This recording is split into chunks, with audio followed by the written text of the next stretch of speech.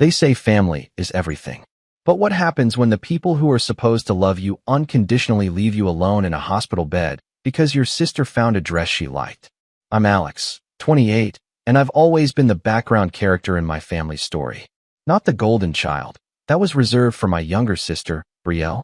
Ever since she was little, Brielle had this magnetic energy that sucked up all the attention in a room. When she cried, the world stopped. When she laughed, everyone was supposed to laugh with her. And when she wanted something, well, you'd better make sure she got it. Growing up, I learned to keep my head down. I was quiet, good with numbers, and spent most of my time either in my room reading or trying to stay invisible. Not because I didn't love my family, I did, but because I quickly realized that being visible meant being compared. Why can't you be more outgoing like Brielle? Brielle made the cheerleading team. Maybe you should try something social for once. Brielle's friends just adore her. You should make more of an effort. It was always Brielle this, Brielle that. At first, I tried. I really did. But after years of living in her shadow, I stopped trying to win their attention and started focusing on building a life that made sense for me. By the time I was 26, I had moved out, landed a steady job in IT security, and started making decent money. I wasn't flashy about it. Just saved, invested smartly, and kept to myself. My relationship with my parents was cordial, if distant. We'd talk occasionally. I'd go home for holidays, and I always got the sense that they saw me as the reliable one, someone who didn't need much care or attention. I was fine being the quiet adult in the background of their lives. Until the surgery. It started with stomach pain that wouldn't go away. After a few misdiagnoses and some scary test results, doctors discovered a mass pressing against my intestines. Non-cancerous, thank God, but it needed to come out, urgently. I scheduled the surgery on a Friday morning, gave my boss notice, and, more reluctantly, called my parents to let them know. I wasn't expecting much, just thought it would be nice if someone was there when I woke up. Maybe even bring me home afterward, so I didn't have to Uber myself home with stitches in my side. When I told my mom over the phone, there was this long pause. Then she said, "That's the weekend of Brielle's birthday party. We're going dress shopping with her." I blinked, confused. I mean, I'll be out of surgery by noon. I'm not asking you to miss the party. Just maybe come by the hospital. She sighed like I was asking her to give up her left arm. Honey, you know how important this is to Brielle. She's been stressing about this party for weeks. We've booked appointments with 3 different boutiques. It's a whole thing. I didn't argue. I didn't yell. I just said, okay, and hung up. The morning of the surgery, I took a cab alone. Sat in the pre-op room watching other patients get hugs, reassuring words, kisses on the forehead. I lay there in that freezing room while a nurse with kind eyes helped me into the gown and told me not to worry, that everything would be fine.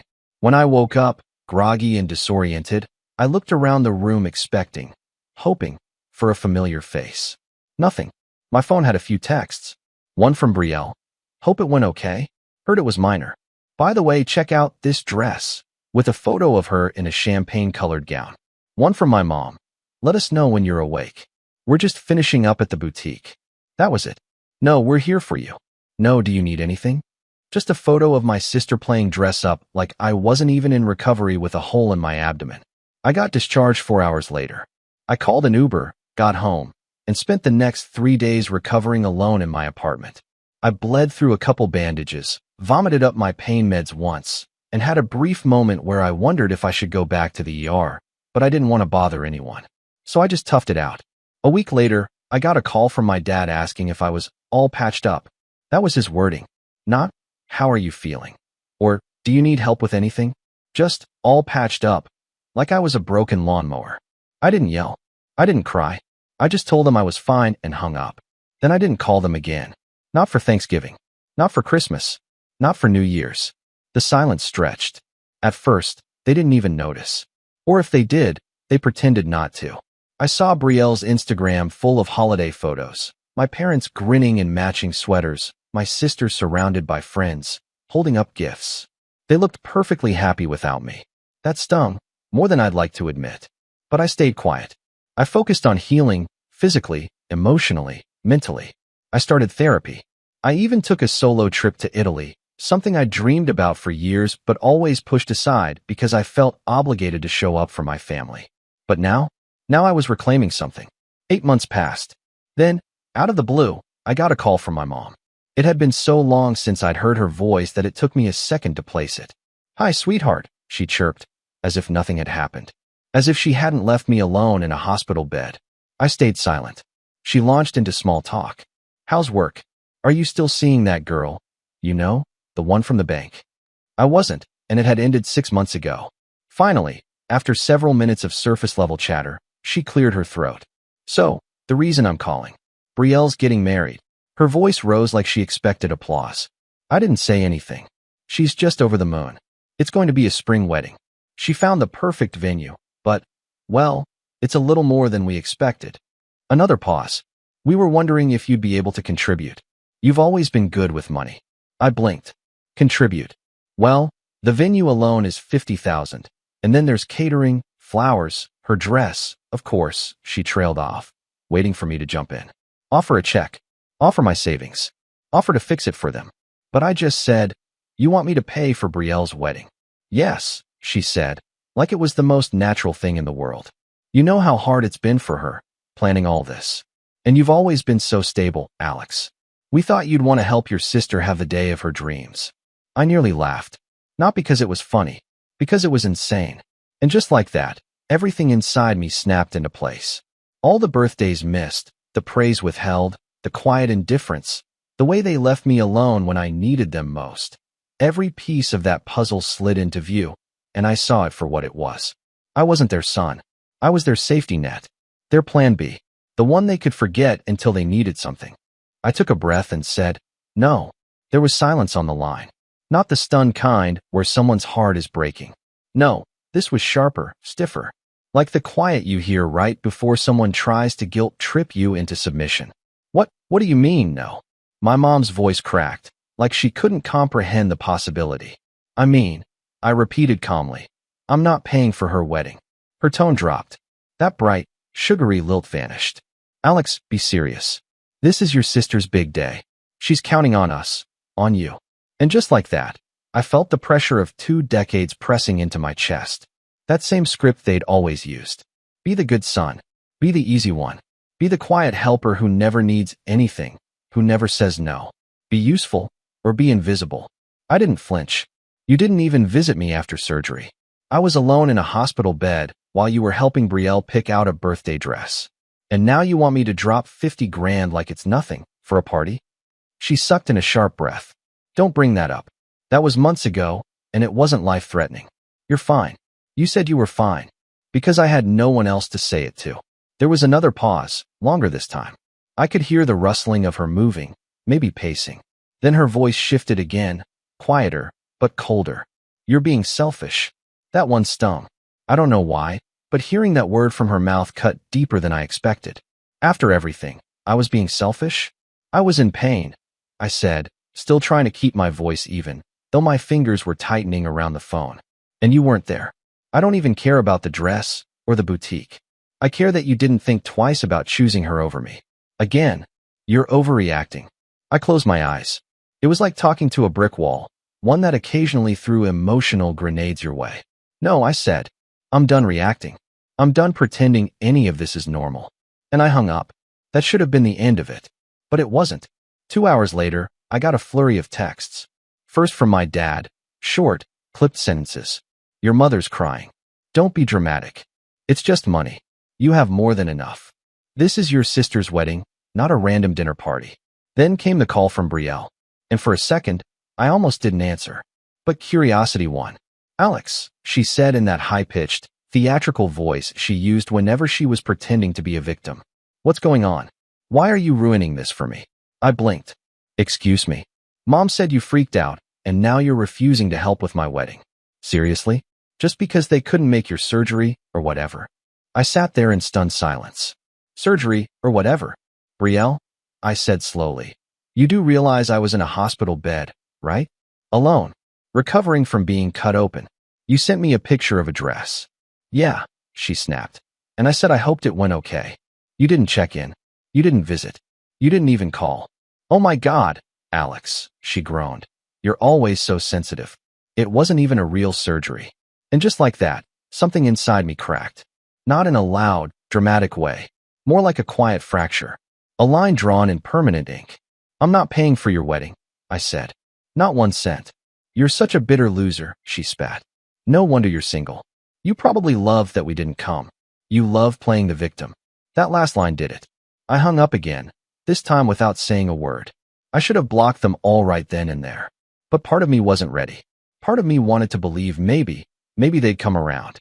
Maybe they'd see what they did and make it right. But they didn't. What came next was worse. The guilt campaign began. It started subtly. My aunt, Mom's sister, sent me a casual message on Facebook. Hey sweetie, your mom told me about the wedding drama. Don't let a little misunderstanding tear the family apart. Brielle's counting on you. Then an old family friend called out of the blue. Hey Alex, long time. Your mom said you're thinking of skipping the wedding. That can't be true, right? You two were inseparable as kids. Lie after lie. They were painting me as the bad guy, the selfish son who turned his back on his sister's special day. And then the real betrayal came. I got an email. It was a copy of a contract. A payment agreement. Apparently, they had put a $10,000 deposit down on the venue using my name. My information. I stared at it for a full minute, thinking maybe I was hallucinating. But there it was, my full legal name, my personal phone number, my address, all typed neatly at the top of the agreement. And at the bottom, a signature. Not mine. A forgery. They forged my signature. I felt sick. Actually sick. I called the venue immediately, explained the situation. Thankfully, the coordinator was understanding. She'd only just processed the document and hadn't finalized anything. When I told her the signature was forged, she asked me to send ID proof and a statement. I did. She canceled the booking under my name. But I wasn't done. I called my mom. No answer. I called my dad. Voicemail. I texted both. We need to talk. Now.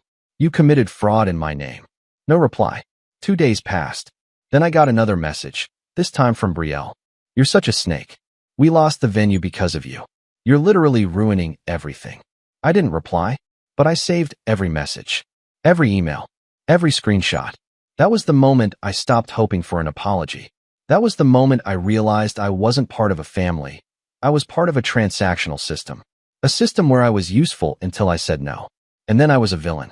The worst part wasn't even the forged signature. It was that they knew I wouldn't press charges, that I wouldn't take legal action.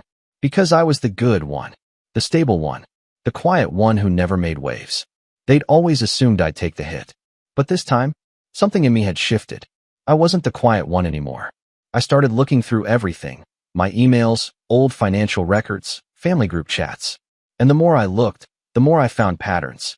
Times I agreed to pay for things I didn't remember agreeing to. Subscriptions and services tied to my name. Even a joint bank account from years ago when I'd helped my parents apply for a loan. Still open, still quietly draining maintenance fees every month. I started making lists. My therapist calls it cognitive inventory. I called it phase 1.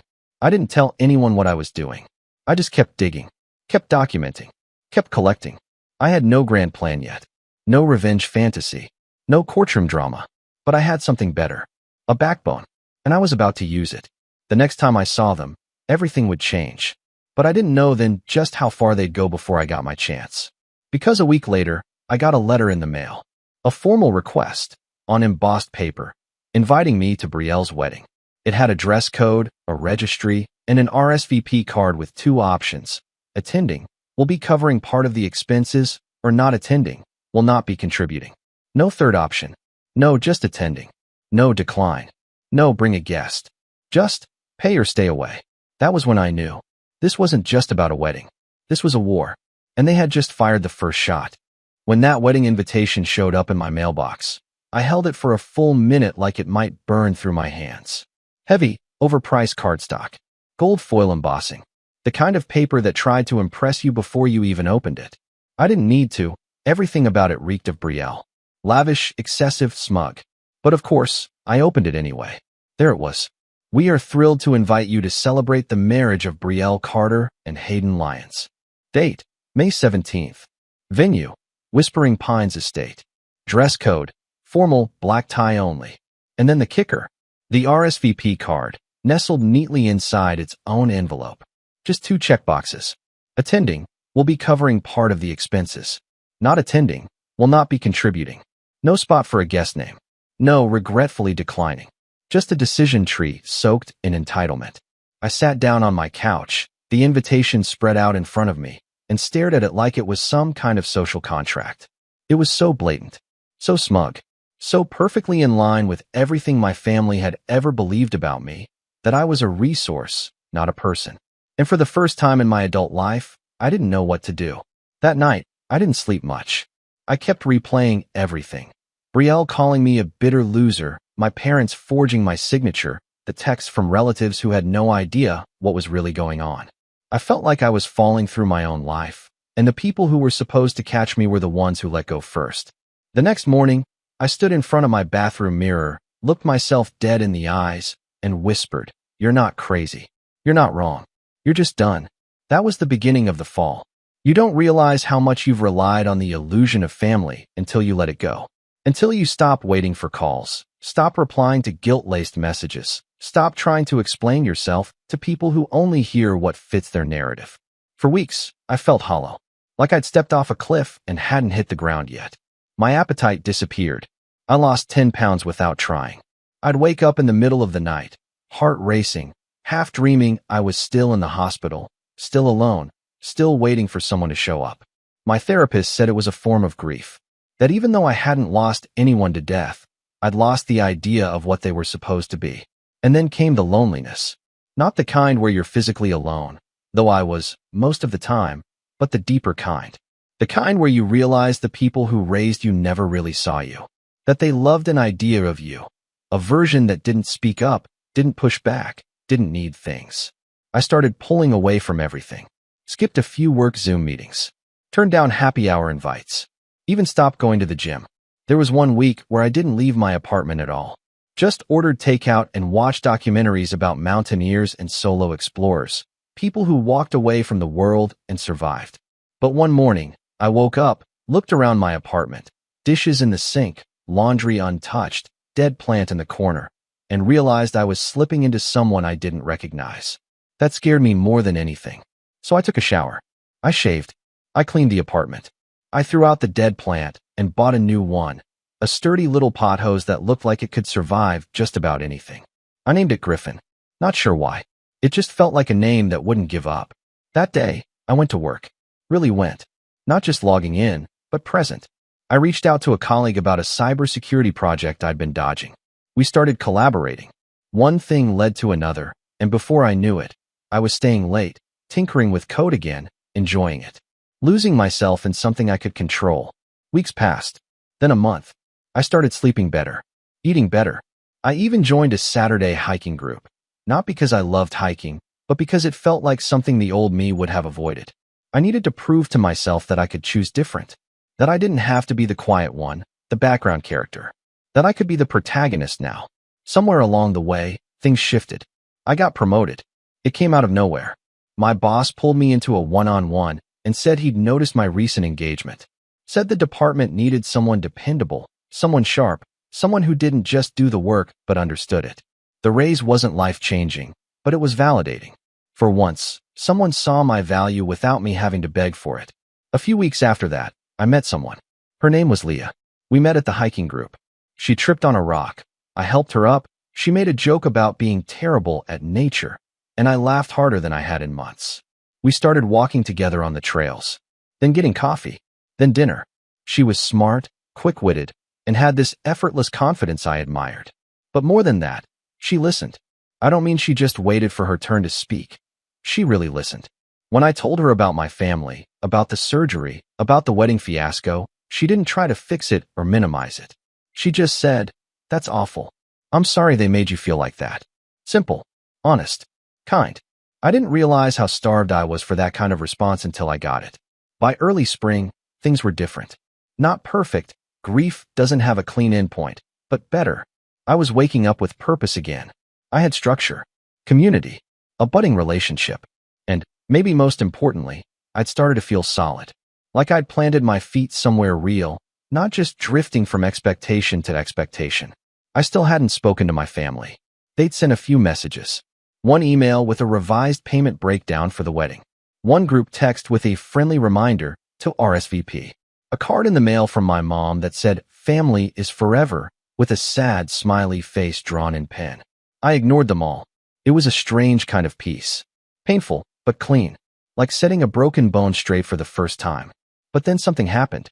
It was a Thursday morning, 2 weeks before the wedding date, when my coworker Greg knocked on my office door, holding his phone. "Dude," he said, "you have to see this." He turned the screen toward me. A video. Someone had recorded a rant that Brielle posted on her public TikTok. It had already racked up a few thousand views. She was crying, mascara streaked, standing in what looked like a wedding boutique. "My brother bailed on me," she sobbed. "He's leaving me high and dry. My parents are struggling to afford everything now. I was counting on him. And he doesn't even care. He's just cold."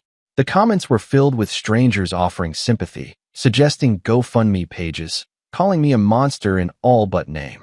I laughed, not because it was funny, but because of how predictable it was. The performance. The crocodile tears. The way she twisted the truth to look like the victim. But this time, something inside me stayed calm. Greg looked awkward. "Sorry, man. I didn't want to get involved, but I figured you'd want to know." "I appreciate it," I said. "Really." I went back to work like normal, but the gears in my head were already turning. Not with anger, but with clarity. A quiet sense of knowing that I was done being passive. They wanted to paint me as the villain? Fine. Let them try. But they were about to learn that the quiet son they ignored, the one they called selfish, cold, bitter, wasn't going to play that role anymore. I wasn't the backup plan. I wasn't their ATM.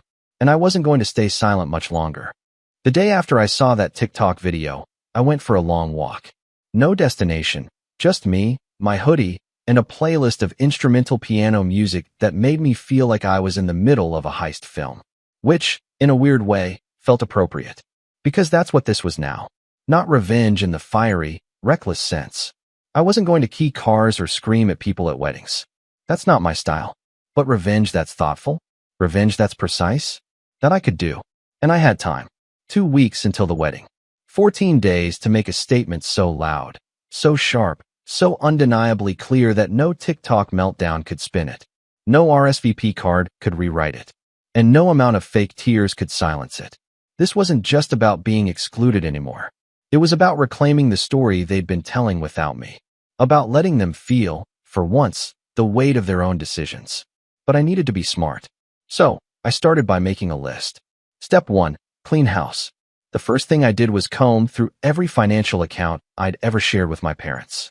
Old joint savings accounts from when I was 19 and needed a co-signer for my first apartment. A dusty insurance policy I'd forgotten I was listed on with my dad. Even a Spotify family plan that I was somehow still paying for. And yes, Brielle was one of the users. I spent 3 hours that evening canceling everything. Called the bank and officially removed myself from that dormant joint account. Canceled the insurance policy. Switched to a solo Spotify plan. Each time I hit confirm, I felt something loosen in my chest. Then I checked my credit report. And that's when I found it. A credit card I'd never seen before, opened 5 years ago, tied to my name. $3,480 balance. The charges? Boutique stores. Wedding-themed purchases. A freaking $200 candle from some luxury brand I'd never heard of. I stared at it for a long time. Then I called the bank. The process was surprisingly smooth. Once I explained the fraud, submitted ID, and proved the signature on the account wasn't mine, they opened an investigation. Said I wouldn't be liable, but they'd be contacting the other party. I didn't ask who the other party was. I didn't need to. Step 2. Gather the receipts. I had already saved the text messages. The forged contract. The emails. The wedding invite with its absurd RSVP card. But I went further. I backed up everything. Screenshots. PDFs. Even Brielle's public TikTok rant. I stored it all in a locked folder on a hard drive and uploaded a copy to the cloud. Then I wrote a timeline. Not for anyone else, just for me. To see it laid out. To remind myself I wasn't crazy. That this wasn't a misunderstanding or a difference in values. It was a pattern. One that spanned years. I included everything. The times they used my tax returns without asking. The way Brielle had once borrowed my car in college and returned it with a busted headlight and empty tank. And my parents made me apologize for being too uptight about it. The time they told me to skip my friend's wedding because Brielle had a last-minute school play and family should come first. It was all there. All the little ways I'd been taught to shrink. And all the reasons I wouldn't anymore. Step 3. The paper trail. With the fraud case opened, I knew it was only a matter of time before my parents, or more likely my dad, got wind of it. He was the one who handled their finances. The one who'd probably opened the card in my name thinking I'd never find out. So I wrote him an email. Calm. Professional. Like I was writing to a distant colleague, not the man who used to braid my shoelaces when I was 5. Subject: unauthorized use of personal information. Hi Dad. I've discovered that a credit card was opened under my name without my consent. The issuing bank is now conducting an investigation, and I've submitted all necessary documentation to prove the account is fraudulent. You may be contacted by them shortly. Please refrain from using my personal information going forward. I've already taken steps to monitor my credit and secure my accounts. As this is now a legal matter, I prefer that all communication related to this go through email. Alex. I hit send and immediately blocked his number. That night, I slept better than I had in weeks. Step 4. The wedding gift. No, I wasn't going. That decision had been made months ago, but that didn't mean I couldn't send something. I wanted it to be subtle, just petty enough to land, just pointed enough to leave a mark. But I didn't want to give them any ammunition to say I was being vindictive, so I designed a wedding card. Plain white, minimalist. On the front, it read, "Wishing you the wedding you deserve." Inside I wrote, "Dear Brielle, weddings are a time to celebrate love, honesty, and integrity, qualities I hope you come to value more in the future. As I've chosen to remove myself from relationships built on manipulation and entitlement, I'll be wishing you well from afar. Sincerely, Alex." No check, no gift, just a mirror. I had it printed at a boutique shop near my apartment. Handwritten calligraphy, premium stock, sealed in wax. I made sure it looked elegant, polished, unapologetic. Then I mailed it to the venue with instructions to have it delivered on the wedding day. Step 5. The insurance policy. This was the part that took the most thought.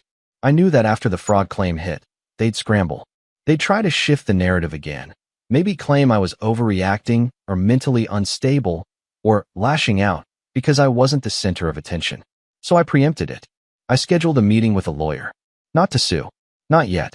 But to draft an official cease and desist, covering identity fraud, defamation, and harassment. Just enough to make it clear I was done playing defense. We also discussed power of attorney, financial guardianship, in case they tried to pull any family emergency stunts, and estate boundaries. By the end of that week, I had everything in place. A firewall. And for the first time in my life, I didn't feel like a pawn. I felt like a king. Step 6. The final move, not yet played. I debated this one for a while. I'd been invited to a wedding once where the groom's estranged brother stood up during the reception and delivered a toast that exposed years of lies and cheating. It went viral, ruined the marriage before the honeymoon even started. I wasn't interested in that kind of spectacle. That wasn't me. But I did consider making something public, just enough to tell my side of the story. A post maybe, with screenshots, receipts. Calm, factual, devastating. But I decided to wait, because something better was coming. A few days before the wedding, I got a text from Leah. Hey, so, weird thing. A woman came up to me at the grocery store and asked if I was the girl dating Alex. Said she was your cousin. Then she said something about you needing to let go of grudges and support your sister's fairy tale. I stared at the message. They were still trying to pull strings. Still using anyone with a vague family tie to come at me sideways. I replied, "Thanks for letting me know. Don't worry, I've got one last play left." She sent a gif of a knight lowering his visor. 2 days before the wedding, a letter arrived at my door. Handwritten. From my mom. It was long, rambling, filled with spiritual metaphors and underlined phrases like chosen family and God's timing. Somewhere near the middle, she wrote, "I know we've made mistakes, but it's time for you to rise above. You're better than bitterness, Alex. You're better than this grudge. You're meant to be a provider, a protector, not a punisher." I folded the letter gently, slid it into the same folder as the others. And then I smiled. Not because I was happy, but because they still didn't get it. They still thought this was about money, or weddings, or old hurts. But it wasn't. It was about identity. And I had finally claimed mine. They had no idea what was coming. But they would. Very soon. The day of the wedding was sunny. No clouds. Birds chirping. One of those cruelly beautiful days where the world looks perfect, even when something inside you knows it's all a stage. I didn't go, obviously. I had plans. I started the morning with a coffee from my favorite local spot. Sat outside, watched people walk their dogs, listened to the soft buzz of weekend life unfolding without drama. It was peaceful, on the surface, but in my pocket was my phone, fully charged, notifications on, because the storm was about to hit. At precisely 11 a.m., the venue coordinator at Whispering Pines received a call from an associate at the bank investigating the fraudulent credit card. They'd followed the paper trail and confirmed that the card opened under my name had been used to make 2 separate venue payments totaling $10,000. Now, here's the thing. The venue hadn't been paid in full. My parents had made 2 deposits using the card. When it got flagged, and I disputed the charges, the venue was legally required to cancel the reservation unless the remaining balance was paid immediately, and the cardholder confirmed the validity of the prior payments. That cardholder was me, and I wasn't confirming anything.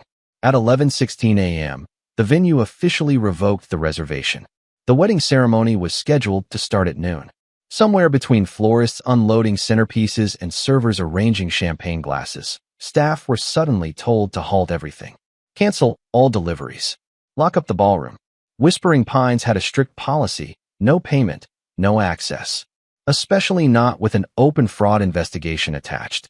Meanwhile, I was at home, sipping my coffee. The first text came from an unknown number at 11:42. Alex, what did you do? They're kicking us out. Then one from Brielle. Oh my God, you petty freak. They locked the doors. Are you kidding me right now? This is my wedding day. I didn't reply. Not yet. Because there was more. Revenge, Phase 2, the truth bomb. While they were scrambling to salvage a venue, I posted something on Facebook. Not a rant. Not a dramatic tell-all. Just the truth. A single image. The RSVP card with its 2 manipulative checkboxes. And below it, a caption. This was the invitation I received after being left alone during surgery, lied to, and financially manipulated. Family isn't blood, it's behavior. I finally chose peace over guilt. Best decision I've ever made. I turned off comments. Let it sit. Within 30 minutes, I got 4 DMs from extended family.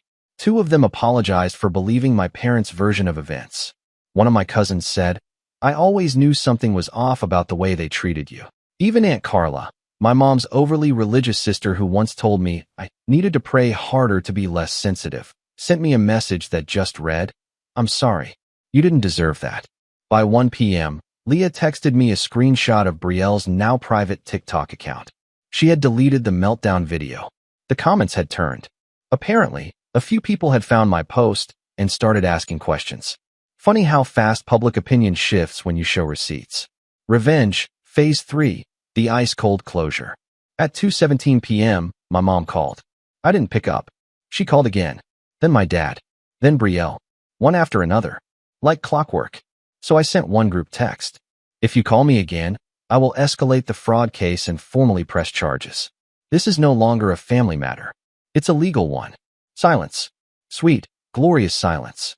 Later that evening, I learned from a mutual acquaintance, one of Brielle's former bridesmaids, who had quietly dropped out weeks before, that they'd tried to salvage the wedding at a local community center. No flowers. No band. Half the guests had already left after showing up to a locked venue. Apparently, someone played a Spotify playlist off a cracked iPhone during the makeshift ceremony. Brielle walked down the aisle to an off-key acoustic cover of A Thousand Years. And yes, they had to bring their own chairs. No wedding video. No fancy photos. No elaborate champagne tower. Just a shaky live stream from someone's Facebook. The fairy tale became a farce. And it didn't stop there. Remember the fraud investigation? 2 weeks after the wedding, the bank concluded its inquiry. Since the card was opened under my name without authorization and had forged signatures, my parents were held fully liable for the charges. The kicker? Because the fraud involved a commercial event, the wedding, and because the venue reported the incident to their insurance as part of the cancellation, it triggered a separate review. Long story short, they were flagged for attempted financial misconduct. Their bank froze the joint account used to make additional payments for the wedding. Their credit score took a hit, and whispers started circling among family and community members, especially when I declined to protect their image any longer. But the part that really sealed it? My dad lost his position on the board of a local charity he'd volunteered with for over a decade. Turns out, When your name is tied to identity fraud, even unofficial community roles don't want the heat. Brielle? She posted a long Instagram caption a month later about cleansing her life of toxic people, and not everyone deserves to be forgiven. It got 14 likes. She and her new husband moved in with my parents shortly after. Apparently, they blew through most of their own money during the wedding prep, expecting me to foot the difference. Leah and I, meanwhile, went to Italy. We stayed in a quiet villa, walked cobbled streets, ate too much gelato, and watched the sunset from the rooftops of Florence. One night, she asked me, "Do you regret any of it?" I thought for a moment, then shook my head. "No," I said, "not a single part." Because I had finally learned something no one in my family had ever taught me. Walking away isn't weakness. It's power. And sometimes, the best revenge isn't destruction. It's distance. It's dignity. It's peace. And I've never been more free.